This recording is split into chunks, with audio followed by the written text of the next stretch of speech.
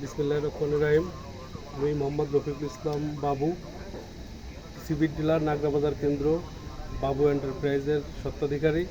আমার ঘরে যে মালামাল সমান প্যাকেজ চিনি, চাল, ডাল সব কিছুই রয়েছে, কিন্তু কিছু ভুল ইনফরমেশনের জন্য এই অবস্থা।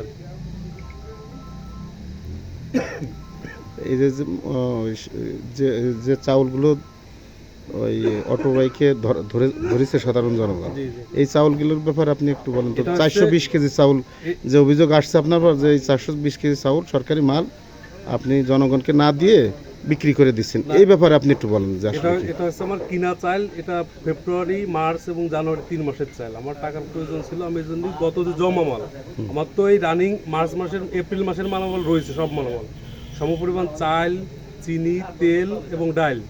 এটা হচ্ছে এক্সট্রা মাল, সেটা আপনারা ভিতরে এসে দেখতে পারেন। না, যেগুলো যে বাইরে পাওয়া গেল সেই চাল আসলে এটা অতিরিক্ত মাল। অতিরিক্ত মানে কি অতিরিক্ত মনে করেন যে অনেকে বিক্রি করছে, আপনার কাছে বিক্রি হ্যাঁ। করছে, মাল না নিয়ে বিক্রি করছে, অনেকে করে।